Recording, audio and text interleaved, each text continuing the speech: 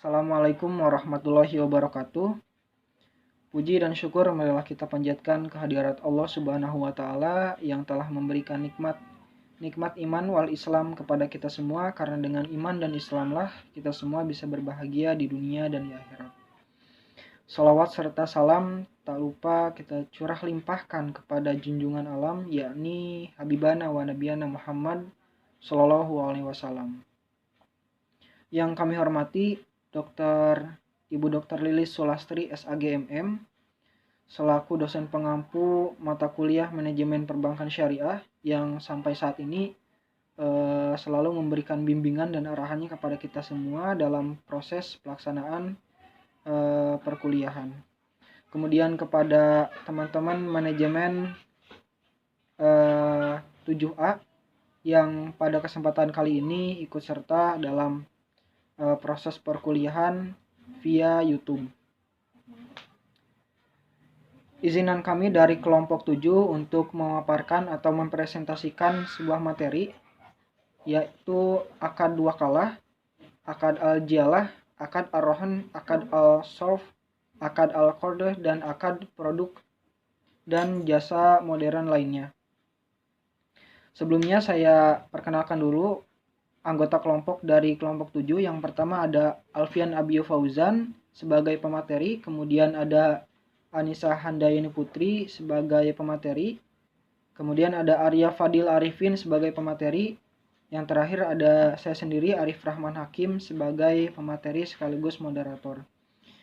Baik, untuk mengefektifkan waktu, marilah kita menginjak kepada materi yang pertama yang akan dibawakan oleh rekan saya. Bismillahirrahmanirrahim. Assalamualaikum warahmatullahi wabarakatuh.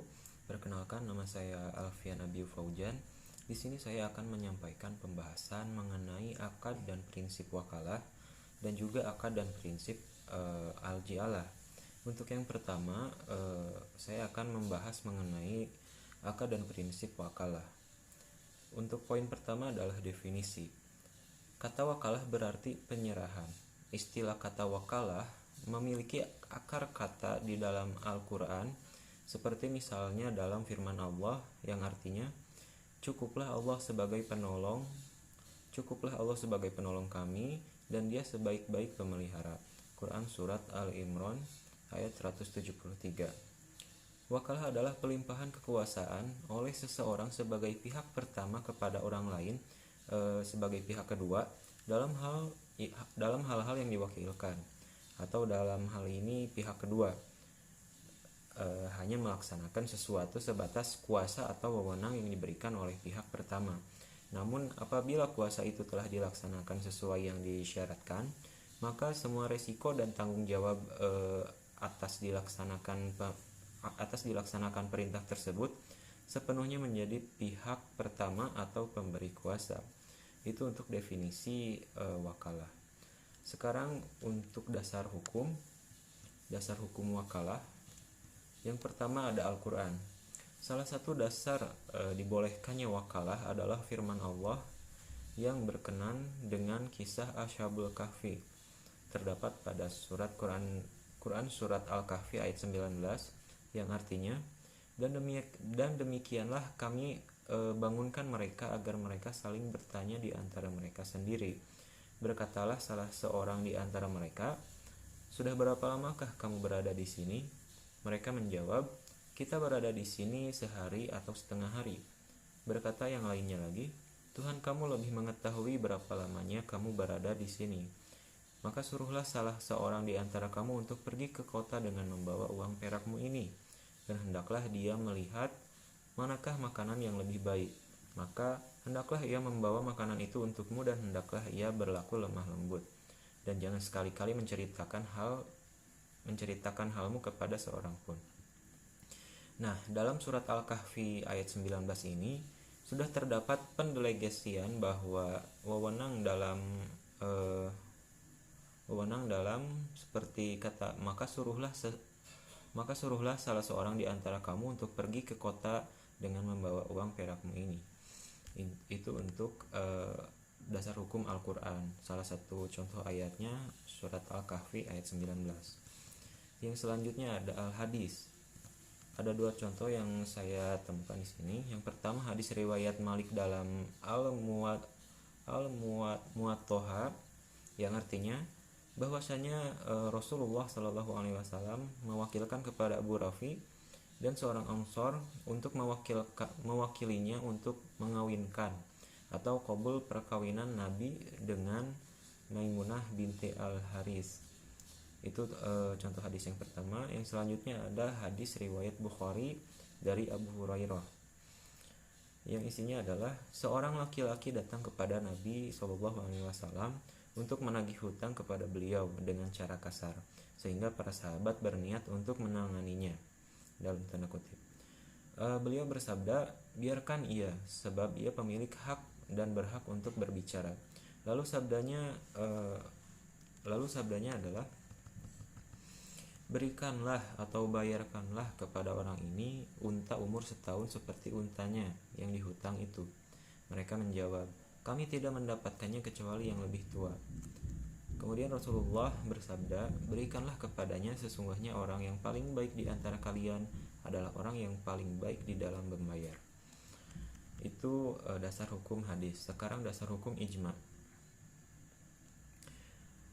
Untuk dasar hukum ijma, para ulama sepakat wakalah diperbolehkan.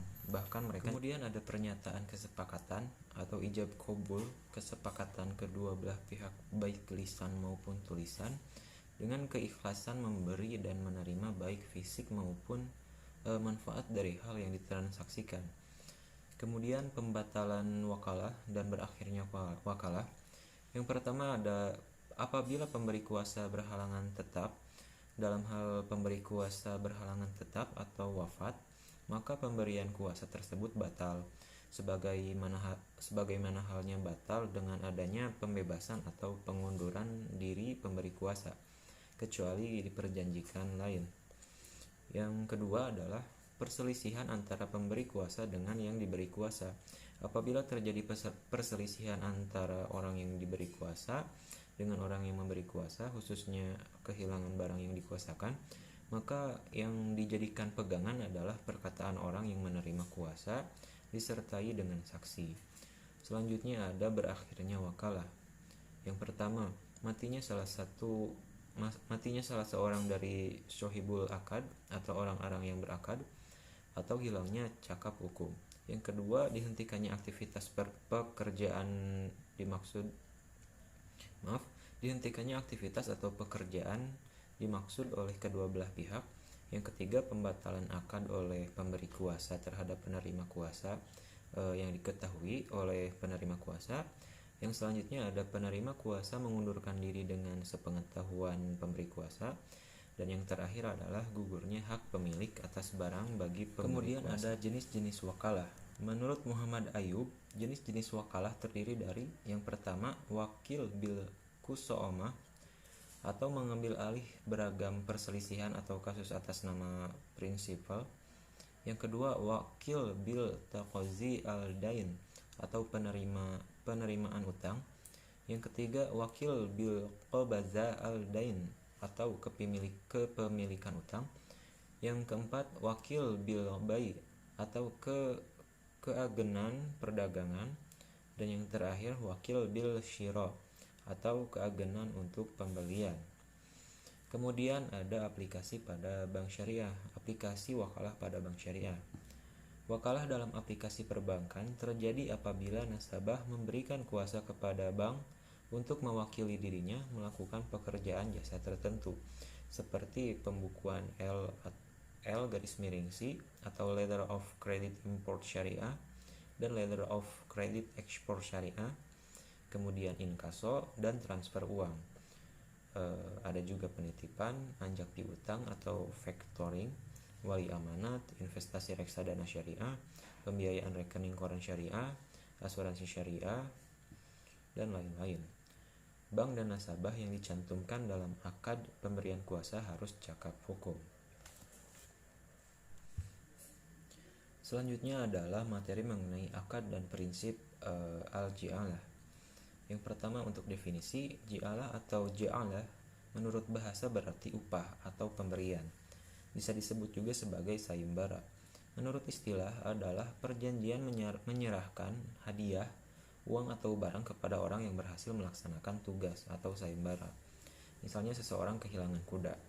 Ia berkata, "Barang siapa yang mendapatkan kudaku dan dia kembalikan kepadaku, aku bayar sekalian." Itu untuk definisi. Sekarang dasar hukum. Dasar hukum al-ji'alah seperti dari mazhab Maliki, Syafi'i, dan Hambali berpendapat bahwa ji'alah boleh dilakukan dengan alasan firman Allah Subhanahu wa taala, penyeru itu berkata, "Kami kehilangan piala raja, dan siapa yang mengembalikannya akan memperoleh bahan makanan atau seberat beban unta, dan aku menjamin terhadapnya." Terdapat dalam Quran surat Yusuf ayat 72. Kemudian dalam hadis diriwayatkan bahwa para sahabat pernah menerima hadiah atau upah dengan cara ji'alah, berupa seekor kambing, karena salah seorang di antara mereka berhasil mengobati orang yang dipatok kalajengking dengan cara membaca surat Al-Fatihah. Ketika mereka menceritakan hal itu kepada Rasul, karena takut hadiah itu tidak halal, Rasul pun tertawa seraya bersabda, "Tahukah Anda sekalian bahwa itu adalah jampi-jampi yang positif? Terimalah hadiah itu dan beri saya sebagian." Hadis riwayat jamaah, mayoritas ahli hadis kecuali An-Nasai. Kemudian rukun dan syarat ji'alah. Yang pertama, lafaz. Kalimat yang mengandung arti izin kepada yang akan bekerja, juga tidak ditentukan waktunya. Yang kedua, orang yang menjanjikan upahnya. Orang yang menjanjikan upah tersebut boleh orang yang kehilangan itu sendiri atau orang lain. Tidak boleh membatalkan bila pekerjaannya sudah dilaksanakan. Kemudian pekerjaan, mencari barang yang hilang atau lainnya. Kemudian upah, disyaratkan memberi upah dengan barang tertentu. Harus jelas berwujud barang atau uang. Nah, kemudian yang membatalkan ji'alah, masing-masing pihak boleh menghentikan perjanjian atau membatalkannya sebelum bekerja. Kalau yang membatalkan orang yang bekerja, dia tidak mendapatkan upah sekalipun dia sudah bekerja. Tetapi jika yang membatalkan pihak yang menjanjikan upah, maka orang yang bekerja berhak menuntut upah sebanyak pekerjaan yang sudah dia kerjakan. Selanjutnya, hikmah ji'alah. Yang pertama, berlomba-lomba dalam kebaikan, yaitu tolong menolong seseorang. Yang kedua, menumbuhkan semangat berprestasi. Yang ketiga, menciptakan ukhuwah dan menghargai suatu prestasi. Nah, selanjutnya model aplikasi penerapan al-ji'alah di kehidupan sehari-hari. Yang pertama, di bidang pendidikan. Sekolah membuka peluang al-ji'alah bagi para guru untuk membuat penelitian tentang pengaruh ibadah sholat terhadap kedisiplinan siswa dan prestasi belajar. Bagi guru yang mampu membuat penelitian tersebut, maka ia akan mendapatkan imbalan berupa uang 10 juta rupiah misalnya. Kemudian dalam hal bisnis, yang pertama, al-ji'alah untuk mendesain logo, brand, dan kemasan produk yang menarik dari berbagai macam produk barang. Yang kedua, al-ji'alah untuk menghasilkan alat produksi modern yang membantu kegiatan ekonomi. Kemudian di dalam bidang ilmu pengetahuan, al-ji'alah membuat mobil, pesawat, dan berbagai alat transportasi untuk kelancaran manusia. Kemudian al-ji'alah juga membuat alat-alat rumah sakit untuk keperluan bedah dan sebagainya. Sekian materi dari saya kembalikan kepada moderator. Materi selanjutnya adalah ar-rohan. Secara etimologis, ar-rohan berarti tetap dan lama. Akad ar-rohan dalam istilah terminologi disebut dengan barang jaminan, agunan, dan runggahan. Dalam Islam, rohan merupakan sarana saling tolong-menolong bagi umat Islam tanpa adanya imbalan. Sedangkan menurut istilah syara, yang dimaksud dengan rohan adalah menjadikan suatu barang yang mempunyai nilai harta dalam pandangan syara sebagai jaminan utang, yang memungkinkan untuk mengambil seluruh atau sebagian utang dari barang tersebut. Menurut Ahmad Ahzar Bashir, gadai atau rohan ialah menjadikan suatu benda bernilai menurut pandangan syara sebagai tanggungan hutang. Dengan adanya benda yang menjadi tanggungan itu, seluruh atau sebagian hutang dapat diterima. Berdasarkan pengertian rohan atau gadai yang telah dikemukakan, dapat diambil kesimpulan bahwa rohan atau gadai adalah menahan barang jaminan yang bersifat materi milik si peminjam atau rohan sebagai jaminan atau pinjaman yang diterimanya, dan barang yang diterima tersebut bernilai ekonomi sehingga pihak yang menahan atau murtahin memperoleh jaminan untuk mengambil kembali seluruh atau sebagian utangnya dari barang gadai dimaksud, bila pihak yang menggadaikan tidak dapat membayar utang pada waktu yang ditentukan. Selanjutnya yaitu dasar hukum ar-rohan. Yang pertama itu Al-Quran dalam surat Al-Baqarah ayat 283 yang artinya, jika kamu dalam perjalanan atau dan bermuamalah tidak secara tunai, sedangkan kamu tidak memperoleh seorang penulis, maka hendaklah ada barang tanggungan yang dipegang atau oleh yang berpiutang. Akan tetapi jika sebagian kamu mempercayai sebagian yang lain, maka hendaklah yang dipercaya itu menunaikan amanatnya atau utangnya, dan hendaklah ia bertakwa kepada Allah Tuhannya, dan janganlah kamu para saksi menyembunyikan persaksian, dan barang siapa yang menyembunyikannya, maka sesungguhnya ia adalah orang yang berdosa hatinya, dan Allah Maha mengetahui apa yang kamu kerjakan. Barang tanggungan itu diadakan bila satu sama lain tidak percaya mempercayai. Yang kedua itu hadis dalam sebuah hadis riwayat Bukhari yang artinya dari Aisyah, sesungguhnya Nabi Shallallahu Alaihi Wasallam membeli makanan secara tidak tunai dari seorang Yahudi dengan menggadaikan baju besinya. Menurut kesepakatan pakar fikih, peristiwa Rasul Shallallahu Alaihi Wasallam merohankan baju besinya itu adalah kasus ar-rohan pertama dalam Islam dan dilakukan sendiri oleh Rasulullah Shallallahu Alaihi Wasallam. Berdasarkan ayat dan hadis-hadis di atas, para ulama fikih sepakat mengatakan bahwa akad ar-rohan itu diperbolehkan karena banyak kemaslahatan yang terkandung di dalamnya dalam rangka hubungan antar sesama manusia. Yang ketiga itu ijma, para ulama telah menyepakati bahwa ar-rohan boleh dilakukan. Kesepakatan ulama ini didasari tabiat manusia yang tidak bisa hidup tanpa pertolongan dan bantuan saudaranya. Di samping itu, berdasarkan fatwa Dewan Syariah Nasional nomor 25/DSN MUI _3/2002 tanggal 26 Juni 2002 dinyatakan bahwa pinjaman dengan menggadaikan barang sebagai jaminan hutang dalam bentuk rohan diperbolehkan. Jumhur ulama berpendapat bahwa rohan disyariatkan pada waktu tidak bepergian maupun pada waktu bepergian. Selanjutnya yaitu rukun dan syarat akad ar-rohan. Gadai memiliki 4 rukun. Yang pertama rohin, yang kedua murtahin, yang ketiga marhun, dan yang keempat adalah marhun bih. Rohin adalah orang yang memberikan gadai, murtahin adalah orang yang menerima gadai, marhun atau rohan adalah harta yang digadaikan untuk menjamin utang, dan marhun bih adalah utang. Menurut jumhur ulama, rukun gadai ada 4, yaitu akid, sigot, marhun, dan marhun bih. Ada beberapa syarat yang terkait dengan gadai. Yang pertama itu syarat akid. Syarat yang harus dipenuhi oleh akid dalam gadai yaitu rohin dan murtahin adalah ahliyah atau kecakapan. Dengan kata lain, pelaku harus berakal dan mumayyiz. Yang kedua itu syarat sigot. Menurut Hanifiyah, sigot gadai tidak boleh digantungkan dengan syarat dan tidak didasarkan kepada masa yang akan datang. Apabila akad gadai digantungkan dengan syarat atau disandarkan kepada masa yang akan datang, maka akad akan fasid seperti halnya jual beli.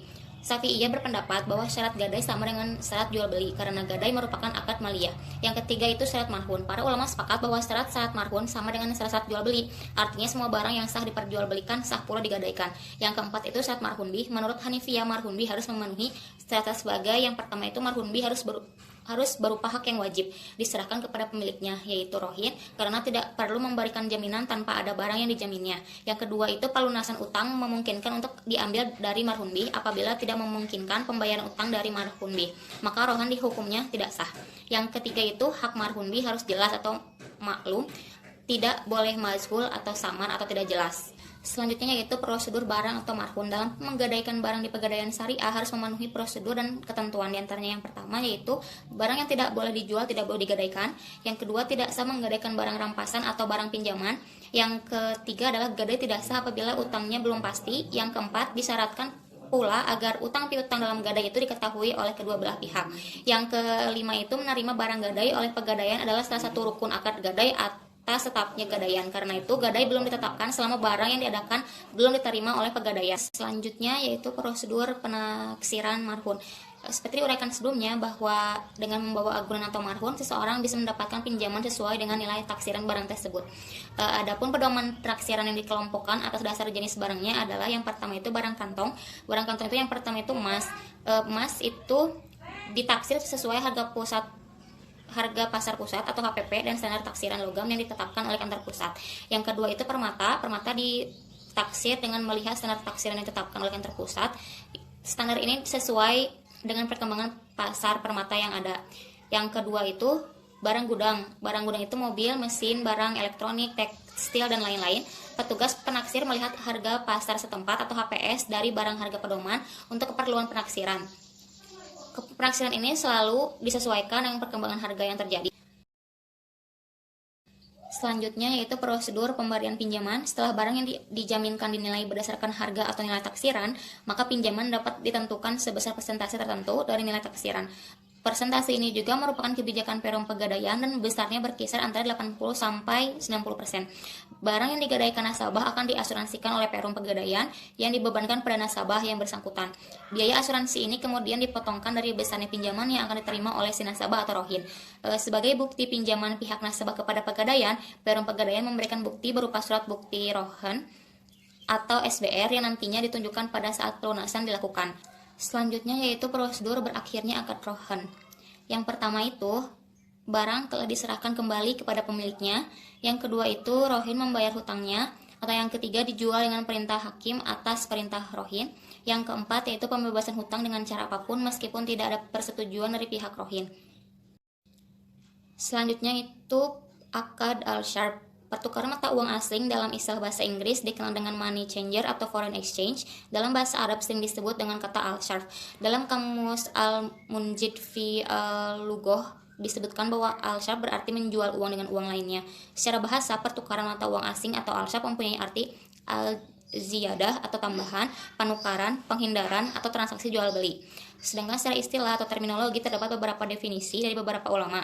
Yang pertama itu dari Wahab al-Zuhaili mengatakan al-sharf ialah pertukaran mata uang dengan mata uang lainnya, baik satu jenis maupun lain jenis, seperti uang dolar dengan uang rupiah atau uang rupiah dengan uang ringgit. Yang kedua itu Abdul Ar-Rahman Al-Zairi mengatakan al-sharf ialah pertukaran mata uang asing dengan uang rupiah, emas dengan emas, perak dengan perak, atau salah satu dari keduanya. Dari beberapa definisi yang sudah dikemukakan dapat diambil kesimpulan bahwa al-sharf adalah perjanjian jual beli atau valuta dengan valuta lainnya. Al-sharf secara bebas diartikan sebagai mata uang yang dikeluarkan dan digunakan sebagai alat pembayaran yang sah di negara lain. Jual beli mata uang merupakan transaksi jual beli dalam bentuk finansial yang mencakup beberapa hal sebagai yang pertama itu pembelian mata uang, pertukaran mata uang, pembelian barang dengan uang tertentu. Yang selanjutnya itu dasar hukum akad al-sharf. Praktek al-sharf hanya terjadi dalam transaksi jual beli, di mana praktek ini diperbolehkan dalam Islam berdasarkan firman Allah Subhanahu wa taala dalam Quran surat Al-Baqarah ayat 275 yang artinya orang-orang yang makan atau mengambil riba tidak dapat berdiri melainkan seperti berdirinya orang yang kemasukan setan lantaran tekanan penyakit gila. Keadaan mereka yang demikian itu adalah disebabkan mereka berkata atau berpendapat sesungguhnya jual beli itu sama dengan riba, padahal Allah telah menghalalkan jual beli dan mengharamkan riba. Orang-orang yang telah sampai kepadanya larangan dari Tuhannya lalu terus berhenti dan mengambil riba, maka baginya ada yang telah diambilnya dahulu atau sebelum datang larangan dan urusannya atau terserah kepada Allah. Orang yang kembali mengambil riba, maka orang itu adalah penghuni-penghuni neraka, mereka kekal di dalamnya. Kemudian dalam hadis Rasulullah juga disebutkan bahwa yang artinya janganlah engkau menjual emas dengan emas kecuali seimbang, dan jangan pula menjual perak dengan perak kecuali seimbang. Jualah emas dengan perak atau perak dengan emas sesuka kalian. Di samping itu Nabi juga bersabda yang artinya Nabi melarang jual perak dengan perak, emas dengan emas kecuali seimbang, dan Nabi memerintahkan untuk menjual emas dengan perak sesuka kami dan menjual perak dengan emas sesuka kami. Selain hadis di atas yang diriwayatkan oleh Abu Hurairah, Nabi juga bersabda yang intinya Nabi telah memerintahkan untuk membeli perak dengan emas sesuka kami dan membeli emas dengan perak sesuka kami. Tetapi pada waktu itu Abu Bakar berkata, beliau atau Rasulullah ditanya oleh seorang laki-laki, lalu beliau menjawab harus tunai atau cash. Kemudian Abu Bakar berkata, demikianlah yang aku dengar. Dari beberapa hadis di atas dapat dipahami bahwa hadis pertama dan kedua merupakan dalil tentang diperbolehkannya al-sharf, serta tidak boleh adanya penambahan antara sesuatu barang yang sejenis emas atau emas dengan emas atau perak dengan perak, karena kelebihan antara dua barang yang sejenis tersebut merupakan riba fadl yang jelas-jelas dilarang oleh Islam. Sedangkan hadis ketiga selain bisa dijadikan dasar diperbolehkannya al-sharf, juga mengisyaratkan bahwa kegiatan jual beli tersebut harus dalam bentuk tunai, yaitu untuk menghindari terjadinya riba nasiah. Ada beberapa syarat yang harus ada dalam jual beli mata uang atau valuta asing. Adapun syarat-syarat itu telah disebutkan oleh para ulama dalam penukaran emas dan perak, yang mana berlaku juga dalam penukaran mata uang yang ada pada zaman setelahnya, yaitu pada masa sekarang. Pertukaran uang yang nilainya tidak sama rata maka hukumnya haram. Syarat ini berlaku pada pertukaran uang yang satu atau sama jenis. Sedangkan pertukaran uang yang jenisnya berbeda maka diperbolehkan. Misalnya yaitu menukar mata uang dolar Amerika dengan dolar Amerika maka nilainya harus sama. Namun apabila menukar mata uang dolar Amerika dengan rupiah maka tidak disyaratkan sama. Selanjutnya yaitu rukun dan syarat al-syarf. Ada 4 rukun dari akad al-sarf. Yang pertama itu serah terima sebelum iftiraq atau berpisah. Maksudnya yaitu transaksi tukar menukar dilakukan sebelum kedua belah pihak berpisah. Hal ini berlaku pada penukaran mata uang yang berjenis sama maupun yang berbeda. Oleh karena itu kedua belah pihak harus melakukan serah terima sebelum keduanya berpisah meninggalkan tempat transaksi dan tidak boleh menunda pembayaran salah satu antara keduanya. Apabila pernyataan ini tidak dipenuhi maka jelas hukumnya tidak sah. Yang kedua yaitu tamatsul atau sama rata. Pertukaran uang yang nilainya tidak sama rata maka hukumnya haram. Syarat ini berlaku pada pertukaran uang yang sama, sedangkan pertukaran uang yang berbeda jenis boleh untuk tidak sama rata. Yang ketiga yaitu pembayaran dengan tunai. Tidak sah hukumnya apabila di dalam transaksi pertukaran uang terdapat penundaan pembayaran, baik penundaan tersebut berasal dari satu pihak atau disepakati oleh kedua belah pihak. Yang keempat yaitu mengandung akad khiyar syarat. Apabila terdapat khiyar syarat pada akad al-sarf, baik syarat tersebut dari sebelah pihak maupun dari kedua belah pihak, maka menurut jumhur ulama hukumnya tidak sah. Sebab salah satu syarat sah transaksi adalah serah terima, sementara khiyar syarat menjadi kendala untuk kepemilikan sempurna. Selain beberapa syarat di atas, disebutkan pula batasan-batasan pelaksanaan valuta asing yang juga didasarkan pada hadis-hadis yang dijadikan dasar bolehnya jual beli valuta asing atau al-sarf. Batasan-batasan tersebut adalah yang pertama, motif pertukaran adalah dalam rangka mendukung transaksi komersil, yaitu transaksi perdagangan, barang dan jasa antar bangsa, bukan dalam rangka spekulasi. Yang kedua yaitu transaksi berjangka harus dilakukan dengan pihak-pihak yang diyakini mampu menyediakan valuta asing yang dipertukarkan.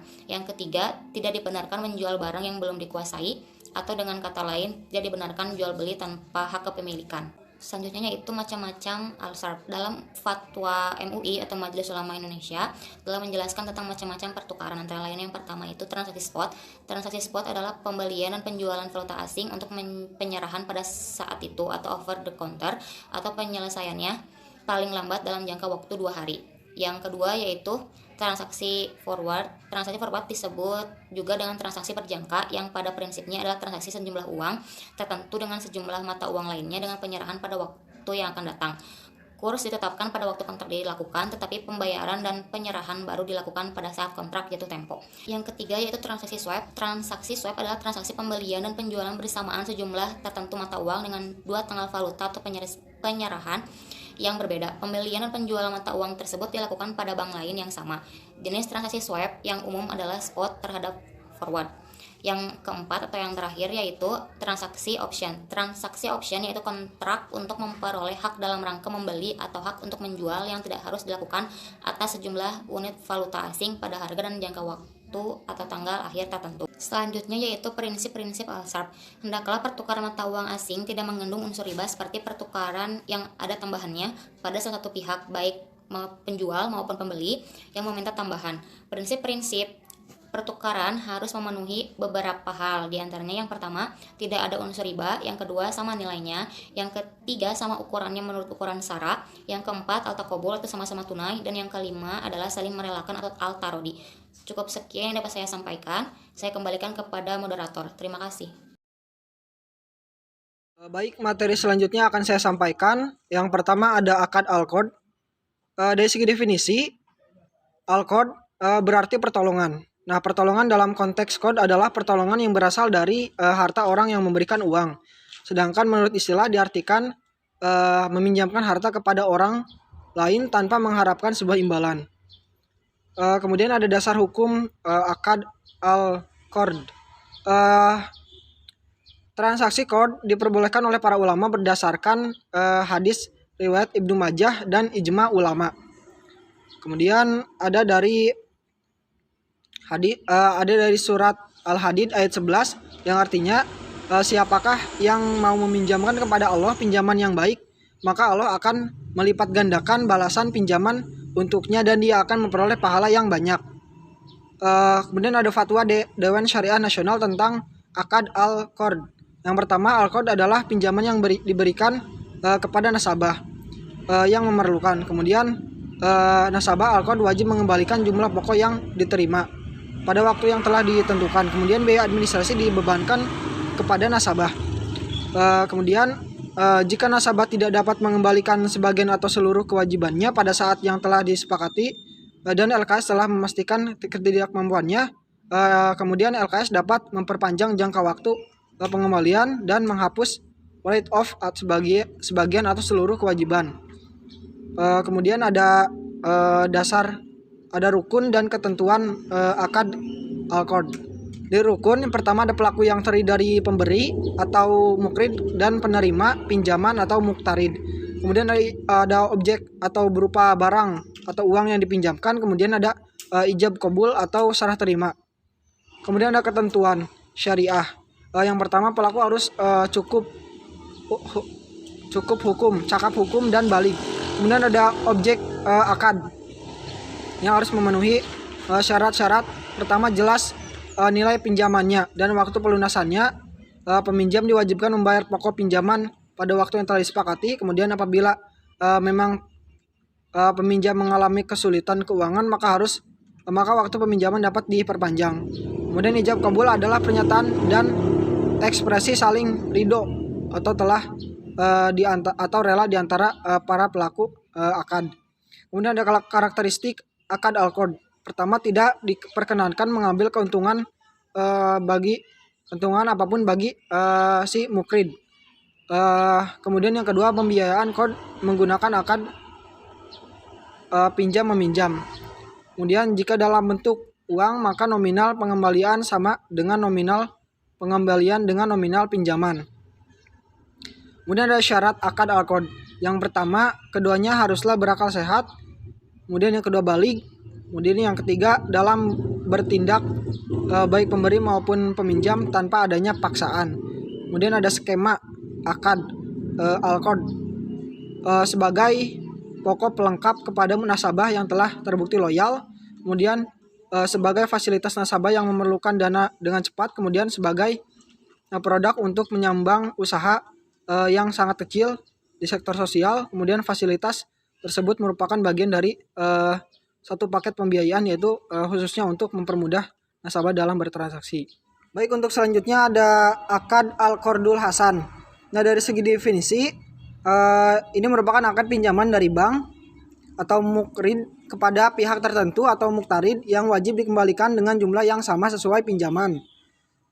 Kemudian ada dasar hukum Al-Qardul Hasan, yaitu dari surat Al-Hadid ayat 11 dinyatakan bahwa siapakah yang mau meminjamkan kepada Allah pinjaman yang baik, maka Allah akan melipat gandakan balasan pinjaman itu untuknya dan dia akan memperoleh pahala yang banyak. Kemudian ada rukun dan syarat Al-Qardul Hasan. Untuk rukun ada mukrid atau pemberi pinjaman. Kemudian ada muktarid atau yang memberi pinjaman, yang mendapatkan pinjaman. Kemudian ada ijab qabul, kemudian ada qard atau barang yang dipinjamkan. Kemudian ada syarat sah Al-Qardul Hasan. Yang pertama, qard atau barang yang dipinjamkan harus barang yang memiliki manfaat. Kemudian yang kedua, akad qard tidak dapat terlaksana kecuali dengan ijab dan qabul seperti halnya dalam jual beli. Kemudian ada karakteristik. Yang pertama, Al-Qardul Hasan adalah pinjaman yang memungkinkan peminjam untuk menggunakan dana tersebut selama jangka waktu tertentu dan mengembalikan dalam jumlah yang sama. Kemudian dana Al-Qardul Hasan berasal dari eksternal dan internal. Kemudian aplikasi akad Al-Qard dalam perbankan syariah biasanya diterapkan sebagai produk untuk menyumbang usaha yang sangat kecil atau membantu sektor sosial guna pemenuhan skema ini telah dikenal suatu produk khusus, yaitu Al-Qardul Hasan. Baik, untuk selanjutnya ada akad dan prinsip produk jasa modern lainnya. Yang pertama ada pasar modal syariah. Karena pasar modal syariah merupakan tempat atau sarana bertemunya penjual dan pembeli instrumen keuangan syariah yang dalam bertransaksi berpedoman pada ajaran Islam dan menjauhi hal-hal yang dilarang seperti penipuan dan penggelapan. Kemudian ada akad-akad yang digunakan dalam pasar modal syariah. Yang pertama ada akad ijaroh, adalah pinjaman atau akad antara pihak pemberi sewa atau pemberi jasa atau mujir dan pihak penyewa atau pengguna jasa untuk memindahkan hak guna atas suatu objek ijaroh yang dapat berupa manfaat barang dan atau jasa dalam waktu tertentu dengan pembayaran sewa dan atau upah ujroh tanpa diikuti dengan pemindahan kepemilikan objek ijaroh itu sendiri. Kemudian selanjutnya ada mudorobah. Nah, adalah perjanjian atau akad kerjasama antara pihak pemilik modal dan pihak pengelola usaha atau mudarib dengan cara pemilik modal menyerahkan modal dan pengelola usaha mengelola modal tersebut dalam suatu usaha. Kemudian selanjutnya ada musyarakah, adalah perjanjian kerjasama antara dua pihak atau lebih dengan cara menyertakan modal baik dalam bentuk uang maupun bentuk aset lainnya untuk melakukan suatu usaha. Nah, kemudian ada obligasi syariah.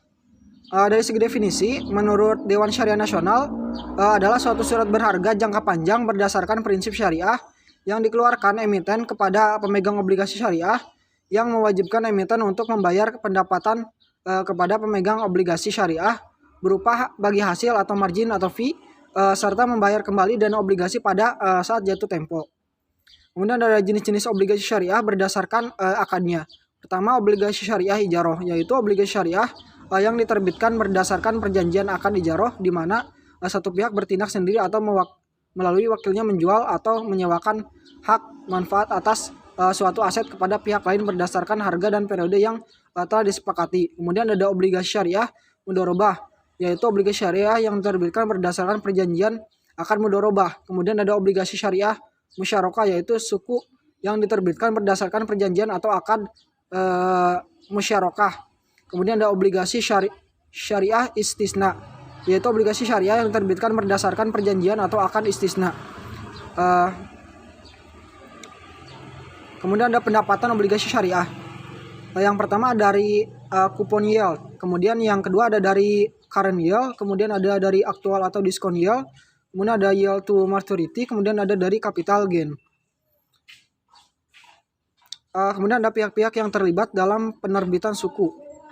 Yang pertama ada emiten atau isu.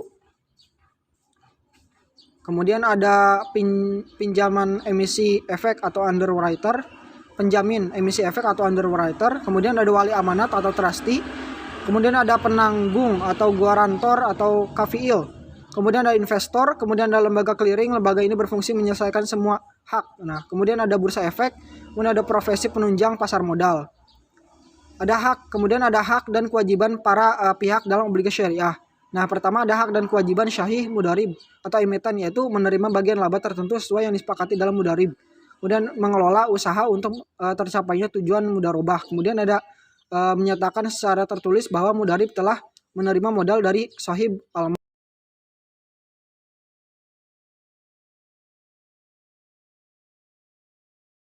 Assalamualaikum warahmatullahi wabarakatuh. Nama saya Arafadal Arifin dengan nomor NIM 11880200029. Di sini saya langsung saja akan menjelaskan tentang investasi syariah. Itu ada definisi investasi syariah, merupakan suatu konsep pengelolaan uang dengan cara-cara yang efektif dan menghasilkan profit. Namun bedanya dalam investasi syariah, konsep-konsep yang diterapkan dalam instrumen keuangannya berdasarkan pada syariat Islam. Nah, sumber-sumbernya, sumber-sumber utamanya diantaranya ada Al-Quran, hadis, sunnah, ijma, qiyas, dan ijtihad. Nah, di sini ada dasar hukumnya juga ya. Dasar hukum di sini saya akan memberikan satu contoh karena terlalu banyak juga. Di sini ada fatwa nomor 20/DSN-NUI/9/2021 tentang pedoman pelaksanaan investasi untuk reksadana syariah.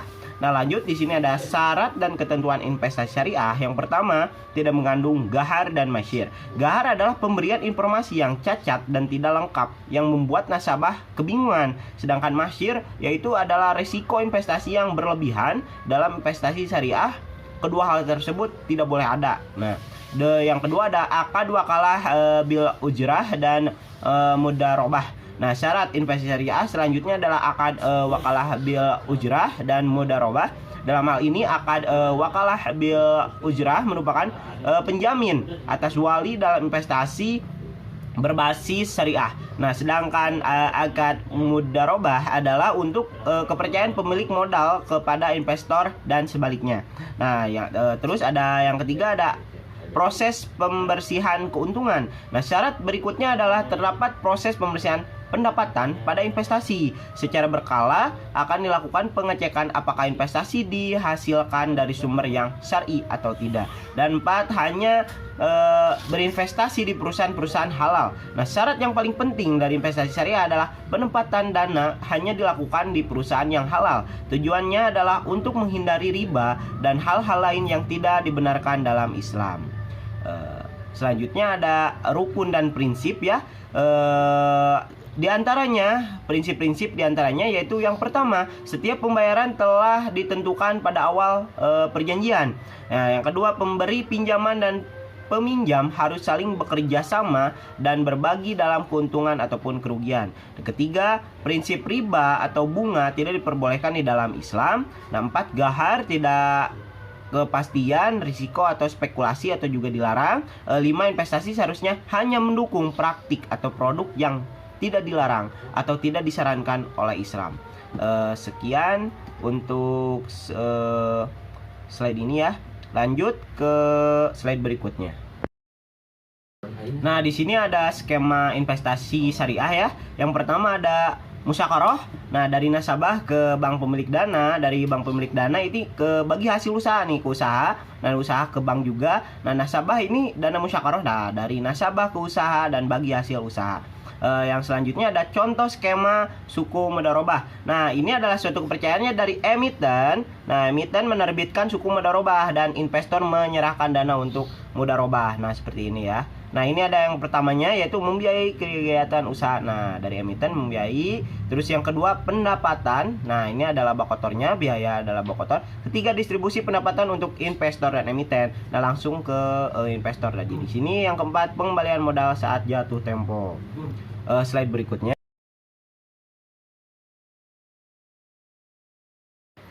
Nah, di sini ada skema murabah ya. Di sini ada petunjuk-pendunjuknya. Di sini ada nomor 1, negosiasi dan persyaratan. Bank melakukan negosiasi dengan nasabah. Lanjut, bank membeli barang tunai kepada supplier penjual.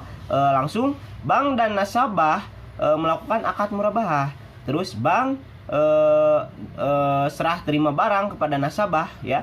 Langsung dari supplier penjual kirim barang pada nasabah. Nah, setelah itu nasabah membayar kewajiban kepada bank. Lanjut, di sini juga ada suku ijarah.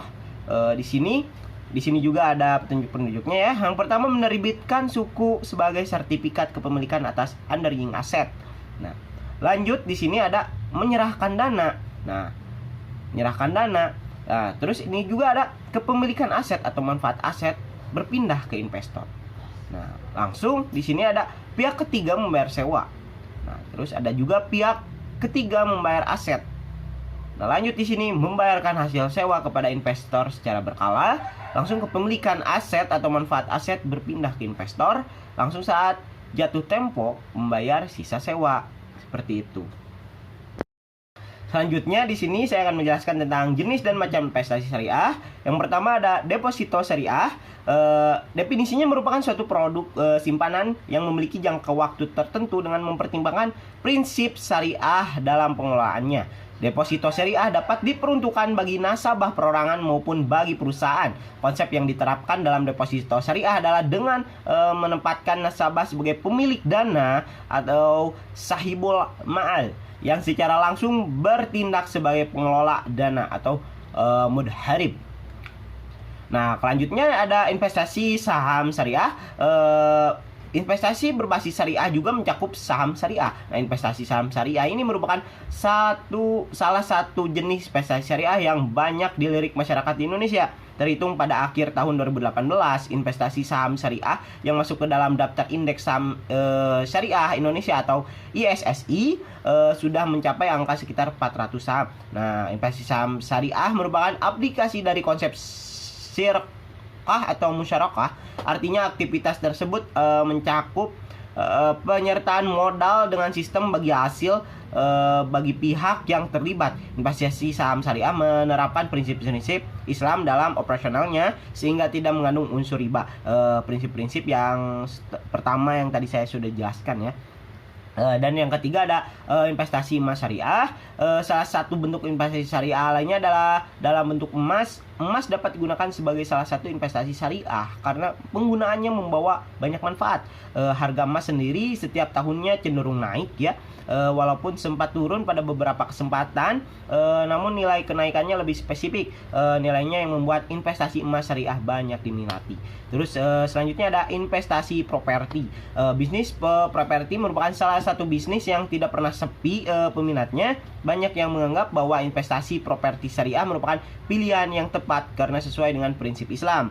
Investasi properti yang menjanjikan juga menjadi alasan mengapa investasi ini diminati. Lanjut ada reksadana syariah. Reksadana syariah adalah salah satu jenis investasi syariah juga yang tengah populer belakangan ini, terutama di kalangan milenial. Nah, kamu bisa memilih berbagai jenis reksadana syariah seperti pasar uang, pendapatan campuran atau tetap hingga saham. Hal yang menarik dari reksadana syariah jika dibandingkan dengan reksadana konvensional adalah adanya opsi pembersihan atau cleansing yang bertujuan untuk membersihkan reksadana apabila ditemukan pendapatan yang tidak sesuai dengan syariat Islam. Nah, hasil dari pembersihan reksadana tersebut nantinya akan disalurkan untuk amal. Nah, terus ada obligasi syariah. Jenis lainnya dapat dari investasi syariah adalah investasi obligasi syariah. Obligasi syariah sangat cocok untuk kamu yang masih pemula dalam dunia investasi. Obligasi syariah atau suku merupakan surat berharga jangka panjang yang dikeluarkan emiten kepada pemegang surat obligasi. Pelaksanaannya obligasi syariah menggunakan proses akad yang sesuai dengan syariat Islam seperti ijarah, istinah, salam, mudharabah, rabah serta musyawarah. Yang terakhir ada P2P lending syariah. Nah, terakhir untuk investasi berbasis syariah yang dapat kamu pertimbangkan adalah P2P lending syariah. P2P syariah atau peer-to-peer lending syariah adalah jenis investasi syariah yang biasanya dikaitkan dengan bisnis fintech atau financial teknologi. Hubungan antara P2P lending dengan suatu bisnis adalah sebagai pemasok pendanaan. P2P lending memberikan banyak manfaat terutama bagi usaha-usaha rintisan atau startup maupun UMKM. Lanjut, di sini ada properti syariah ya. Definisinya secara umum, properti syariah adalah jenis properti yang sistem transaksinya dijalankan sesuai dengan syariat Islam. Arti hunian syariah lebih kepada skema kepemilikannya yang lebih syariah. Properti syariah ada juga transaksi jual beli, sewa beli dan kepemilikan bertahap. Sedangkan keuntungan atau bunga yang jika di properti syariah disebut sebagai margin keuntungan akan diberitahukan di awal. Nah, margin keuntungan ini adalah kesepakatan antara pihak yang terlibat seperti bank, developer, seperti properti syariah dan pembeli. Tidak akan ada perubahan margin keuntungan selama masa tenor atau masa kredit. Nah, dasar hukumnya di sini ada Fatwa nomor 93 garis miring DSN MUI garis miring 4 garis miring 2014 tentang keperantaraan atau wasathah dalam bisnis properti. Nah, syarat dan ketentuannya di sini ada syarat properti syariah ada dua, yaitu syaran dan ganunan. Nah, syaran adalah sesuai dengan prinsip syariah yang ada di Indonesia dan fatwa dari DSN MUI, sedangkan ganunan adalah sesuai dengan peraturan lain yang digunakan di Indonesia atau hukum positif. Nah, syarat ini mencakup banyak sekali seperti pembiayaan atau cara transaksi yang dilakukan. Contohnya, bisnis properti syariah yang tanpa riba adalah sesuai dengan prinsip syariah di Indonesia yang termasuk pada syarat syaran. Nah, di sini ada rukun dan prinsipnya ya. Prinsip dari properti syariah yaitu tanpa riba, tanpa sita, tanpa denda dan tanpa penalti, tanpa asuransi dan tanpa akad bermasalah. Nah, di sini ada skema properti syariah juga. Dalam hunian syariah biasanya developer menggunakan akad istisna atau inden. Dikutip dari OJK, istishana adalah akad jual beli dalam bentuk pemesanan pembuatan barang tertentu dengan kriteria dan persyaratan tertentu yang disepakati antara pemesan dan penjual rumah syariah. Lanjut, di sini ada jenis dan macam properti syariah. Nah, jenisnya yaitu perumahan syariah. Sekian. Selanjutnya di sini ada wisata halal. Definisi di sini yang dikutip dari Adi Nugraha et al. Pada tahun 2018, istilah pariwisata syariah di berbagai negara menggunakan terminologi yang berbeda-beda, antara lain Islamic tourism, halal tourism, Muslim friendly travel, atau halal travel. Istilah Islamic tourism atau halal tourism pertama kali diperkenalkan kepada masyarakat umum pada tahun 2000 di pertemuan yang diselenggarakan oleh OIC atau Organization of Islamic Corporation atau OKI, Organisasi Kerjasama Islam. Nah, pariwisata syariah adalah kegiatan yang ditunjang oleh berbagai fasilitas wisata serta jasa yang disediakan oleh masyarakat, pelaku usaha, pemerintah, dan pemerintah lokal yang wajib memenuhi standar atau ketentuan syariah menurut Resel pada tahun 2019.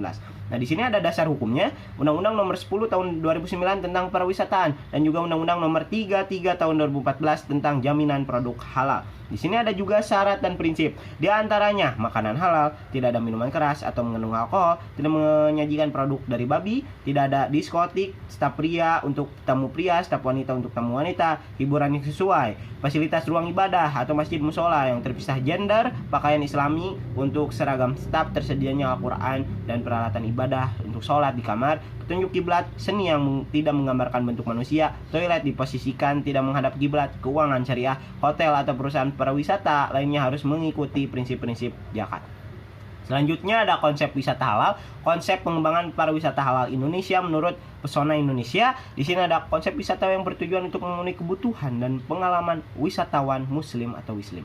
Layanan makanan dan minuman halal, memberi nilai manfaat sosial, fasilitas ibadah berkualitas, pri-masjid atau musola yang berkualitas, program Ramadan, toilet bersih dengan air memadai yang terpisah gender, pengalaman unik bagi wisatawan muslim, bebas dari Islamofobia, terus bebas dari aktivitas non halal, penyediaan area relaksasi dengan privacy seperti itu. Dan ada juga jenis dan macam atau destinasi wisata halal potensial di Indonesia. Di sini ya ada contohnya, di Aceh. Pada 2016, Aceh berhasil mendapatkan penghargaan sebagai World Best Airport for Halal Travel dan World Best Halal Cultural Destination dari World Halal Tourism Award. Banyaknya destinasi wisata bernuansa Islami juga menjadi daya tarik tersendiri bagi Aceh. Sekian. Selanjutnya ada Dana Reksa. Dana Reksa adalah sebuah badan usaha milik negara atau BUMN yang memiliki beberapa anak perusahaan yang bergerak di bidang jasa keuangan dan interbank switching. Dana Reksa adalah pelopor reksadana di Indonesia pada tahun 1996. Dana Reksa meluncurkan Reksadana Dana Reksa Melati, Reksadana Dana Reksa Angkrek, Reksadana Dana Reksa Mawar. Pengelolaan produk-produk reksadana ini dilakukan oleh PT Dana Reksa Investment Management atau DIM. Dasar hukumnya yaitu yang bertempat di gedung Dana Reksa pada pada 10 Agustus 1977 diresmikan Bursa Efek Jakarta sebagai simbol dimulainya kembali pasar modal di Indonesia. Nah, pendirian perseroan berawal dari hasil keputusan sidang Dewan Stabilitas Ekonomi Nasional pada 21 Desember 1976. Selanjutnya pada 28 Desember 1976, PT Dana Reksa Persero didirikan berdasarkan Akta Nomor 74 Notaris Julian Emerald Siregar gelar Mangraja Namora SH. Selanjutnya ada prinsip. Di sini ada tata kelola perusahaan yang baik. Dana Reksa sebagai berikut: transparansi atau keterbukaan, akuntabilitas, responsibilitas atau penanggung-jawaban, kemandirian atau independensi, kewajaran dan kesetaraan juga. Nah, di sini ada skema Dana Reksa ya.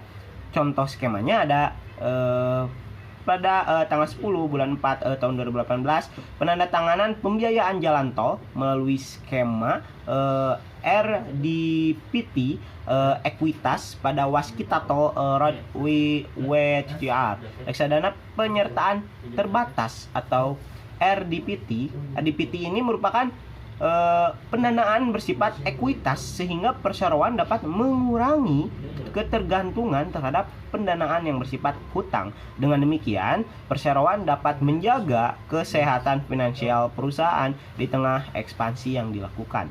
Nah, ada juga jenis dan macam dana reksa dari PT Dana Reksa Persero. Selanjutnya di sini ada reksadana syariah. Definisinya reksadana berasal dari kata reksa yang berarti jaga atau pelihara dan kata dana berarti uang. Sehingga reksadana dapat diartikan sebagai kumpulan uang yang dipelihara. Nah, reksadana syariah mengandung pengertian sebagai reksadana yang pengelolaannya dan kebijakannya investasi mengacu pada syariat Islam. Nah, instrumen investasi yang dipilih dalam portofolionya harus yang dikategorikan halal. Nah, dasar hukumnya ada Fatwa nomor 20/DSN MUI -9 tahun 2001 tentang pedoman pelaksanaan investasi untuk reksadana syariah. Sedangkan syarat dan ketentuannya terdapat pada Peraturan Otoritas Jasa Keuangan Republik Indonesia nomor 33/POJK 4/2019 tentang penerbitan dan persyaratan reksadana syariah. Di sana dapat dibuka. Kami juga ada datanya, tapi itu sangat panjang sekali, jadi langsung di skip aja. Langsung ada prinsip reksadana syariahnya. Satu yaitu bukan mencari keuntungan sebanyak-banyaknya. Reksadana syariah tujuan investasinya tidak semata-mata sekedar mencari return yang tinggi. Manajer investasi suatu dana syariah tidak hanya melakukan maksimalisasi kesejahteraan pemilik modal, tapi juga memastikan bahwa portofolio yang dimiliki tetap berada dalam dominan investasi yang diinginkan investor. Nah, terus yang kedua adanya proses screening atau penyaringan. Dalam proses manajemen portofolio reksadana syariah harus lebih dulu memulai screening sebagai bagian dari proses alokasi aset. Reksadana syariah hanya dibolehkan melakukan penempatan pada saham-saham dan instrumen-instrumen lain yang dinyatakan halal oleh Dewan Pengawas Syariah dan dengan berdasarkan Jakarta Islamic Index. Nah, selanjutnya adanya proses cleansing atau purification. Proses ini dimaksudkan untuk membersihkan aset-aset yang tidak halal. Terus selanjutnya ada pengawasan yang lebih efektif. Selain dari Bapepam sebagai pengawas pasar modal syariah dalam seluruh kegiatan operasionalnya dan bertujuan agar tetap berada dalam ketentuan syariah yang berlaku. Lalunya adanya Jakarta Islamic Index berguna sebagai tolak ukur bagi investasi berdasarkan syariah di pasar modal selain dari indeks-indeks yang lain yang ada di Bursa Efek Jakarta. Selanjutnya ada investasi pada perusahaan modal halal. Dalam penempatan dananya reksadana syariah tidak boleh menempatkan dananya pada emiten yang menjalankan usahanya pada hal-hal yang melanggar syariah seperti miras, makanan haram dan sebagainya. Nah, di sini ada skema ya, ada skema reksadana syariah.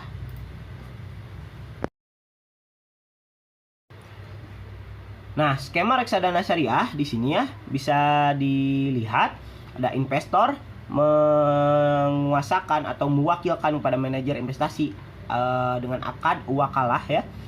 Di sini investor menyerahkan uangnya atau dananya.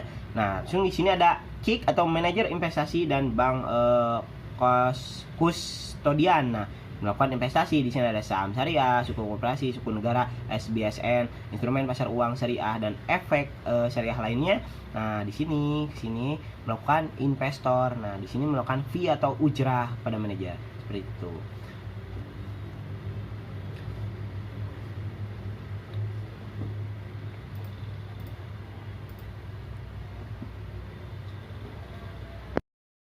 Selanjutnya di sini yang terakhir ada indeks bursa syariah. Indeks saham adalah ukuran statistik yang mencerminkan keseluruhan pergerakan harga atas sekumpulan saham yang dipilih berdasarkan kriteria dan metodologi tertentu serta dievaluasi secara berkala.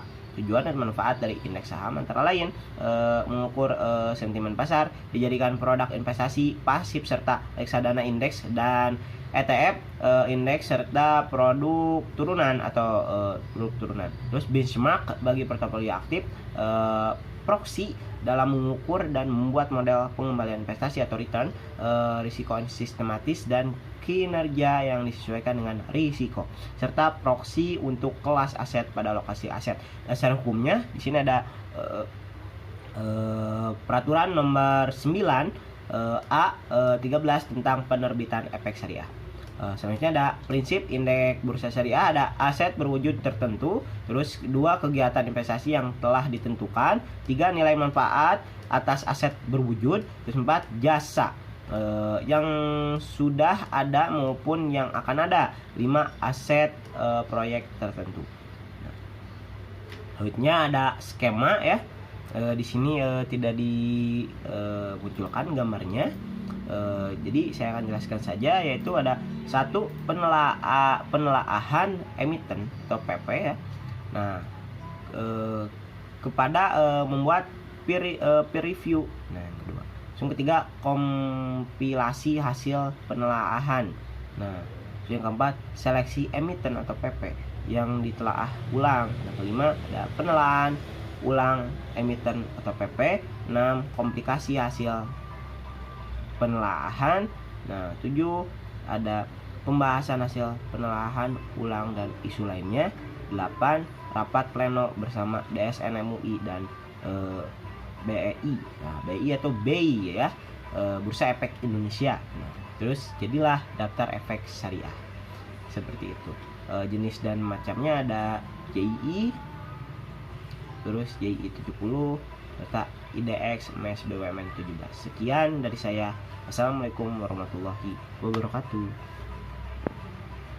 Baik teman-teman semuanya, akhirnya kita berada di penghujung presentasi. Semoga apa yang telah kita sampaikan bisa bermanfaat untuk kita semua.